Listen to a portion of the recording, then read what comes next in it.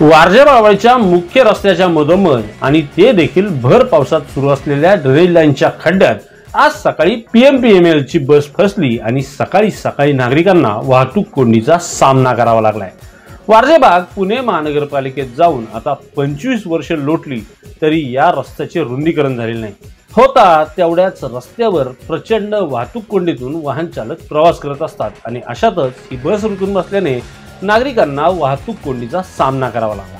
यावर आता आम आदमी पार्टीच्या निलेश वांजळे यांनी सडेतोड वक्तव्य करत राजकीय लोकप्रतिनिधींना जबाबदार धरले। पाहूयात नेमकं काय म्हणाले निलेश वांजळे आणि त्यांच्या या विधानावर आपल्याला काय वाटतं, नक्की व्यक्त व्हा खालील कमेंट बॉक्स मध्ये। खरं तर ही जी परिस्थिती आहे ही खरं तर आज या ठिकाणी ओढवलीच गेली नव्हती पाहिजे, कारण हे काम आहे ना ते जानेवारी मध्ये काम चालू झालं होतं। माळवाडी गणपती माथ्यापासूनचे ड्रेनेजच्या लाईनचं काम 50 लाख रुपयाचे निधी महानगरपालिकेच्या वतीने या ठिकाणी टाकण्यात आला वारजे चौकापर्यंत। हे काम जानेवारीत चालू झालं। 30 दिवसाची ही मुदत होती काम करण्याची, एक्सटेन्शन देऊन 2 म्हणजे 60 दिवसात हे काम पूर्ण होणे कुठेतरी गरजेचे होते।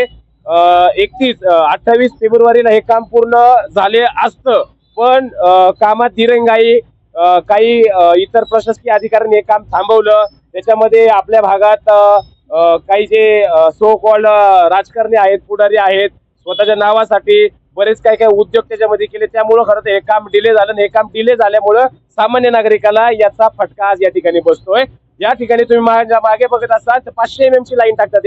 या लाईन साठी गेले 2 वर्ष झाले मी पाठपुरावा करत होतो। जिथं 500 मीटरचा पाईप टाकताय तिथं 1000 मीटरचा पाईप टाकला तर पुढची 10 वर्ष वारजेला हा त्रास जाणवला नसता। तुम्ही येणाऱ्या काळात 2 वर्षानंतर बघा, हे 500 mm चा पाईप आहे, त्याच्यामध्ये 250 mm गाळ बसणार आणि 250 mm चंच फक्त पाणी फ्लो करणार। त्यामुळे हे लाईन टाकून सुद्धा 2-2.5 वर्षात या ठिकाणी पुन्हा उकरायला लागणार आहे। आणि अशा चुकीचं काम करणाऱ्या अशा डिले करणाऱ्या ठेकेदारावर खरंच कारवाई व्हायला पाहिजे, कारण इथं प्रश्न आहे सामान्य जनतेचा। कारण ही सामान्य जनता महानगरपालिकेची मालक आहे, ही जनता जो टॅक्स देते त्यातच हे काम कुठेतरी या ठिकाणी चालू आहे। तुम्हाला असं नाही वाटत का याला अधिकारी पण जबाबदार आहेत, रस्त्याची रुंदी पण होत नाही आणि त्याचा अशा पद्धतीने काम होत? मी याच्या अगोदरही म्हणलेलो आहे, वारजेचा विकास नाही वारजेचा भाकास, आणि यासाठी या भागातले सो कॉल्ड नेते हे जबाबदार आहे। अधिकाऱ्यांवरती प्रेशर आणणारे आपल्याच भागातील नेते आहेत। हे कुठंतरी बदल झाला पाहिजे।